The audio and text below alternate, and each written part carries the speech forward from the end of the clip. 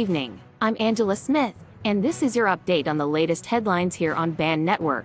A new 4-hour documentary on YouTube is drawing significant attention after it explores Grammy-winning rapper Lil Durk's alleged involvement in various criminal activities. The documentary, titled The Many Murders of Lil Durk, was released on December 23 by UK YouTuber Trap Lord Ross, who is known for his in-depth investigations into the darker side of the rap world. The film delves into Durk's controversial history, focusing on his connection to multiple murders, including FBG Duck, FBG Cash, and others. It also highlights the tragic death of his own brother, D Thang, who was fatally shot in June 2021. The documentary alleges that Durk is tied to 6 different killings, with some described as deeply personal, while others are portrayed as more calculated and professional. As on October the 24th, 2024, rap fans around the world would get news of a bombshell allegation as federal prosecutors would announce that they had charged 5 people connected to Lil Durk's OTF record label and rap groups with the murder of a young man named Savia Robinson, aka Lil Tab, the cousin of rival rapper Quando Rondo,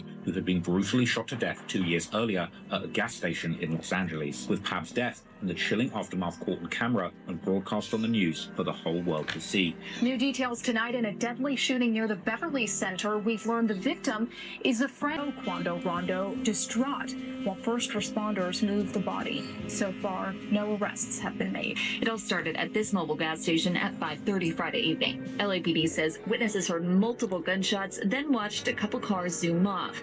3 people in one car shot at this black Cadillac Escalade. It's unclear if those inside shot back. Deputies found it peppered with bullet holes. In 2019, Von and Durk, along with 2 other people, would be accused of attempted murder and armed robbery, with the 2 appearing in court together. Bennett and others went to a nightclub, a gas station, and ended up in the parking lot of the Varsity. That's what Weatherspoon said. He was robbed and shot. Interestingly, Durk looked stressed and nervous in court, while Von looked comfortable and in a familiar domain. Durk and Von would refer to themselves over the years as the Evil Twins, and in one song titled Evil Twins, they referred to themselves as that and went back and forth, repeating, "If you do it, I'ma do it," even saying go hop out the car and do it. Clearly Von was a dark and negative influence on Lil Durk and his career. Von was in the habit of doing real crimes and rapping about them in his music without a care for who heard it. And if Von did it, then Durk would begin doing it too. But unfortunately for the Evil Twins, Von would suddenly die in November 2020 after launching an unprovoked beating on the rapper Quando Rondo in front of an Atlanta hookah lounge. Sometimes in life, every action has a reaction, and the reaction from this beating resulted in one of Quando's friends, Lil Tim, jumping out of the car,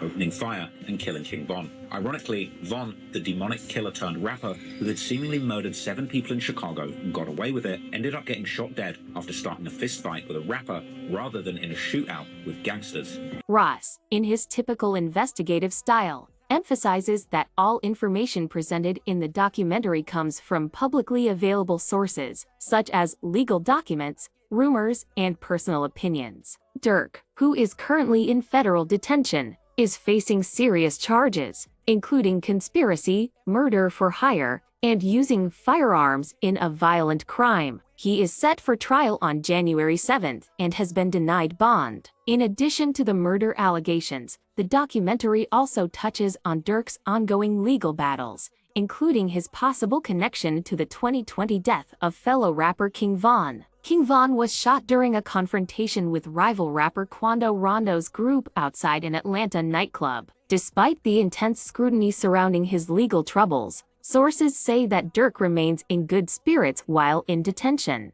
The documentary concludes with a grim prediction, suggesting that Durk's frequent self-incriminating statements in May 2023 soon lead to even more consequences. This new release follows several other documentaries by Ross, many of which have caused confrontations with Chicago's rap community, as some artists have urged him to stop documenting their city's dark side. Stay tuned for more developments on this case as we continue to follow this story closely. And that's your update tonight. I'm Angela Smith, and this is Band Network. Make sure you like, comment, and subscribe.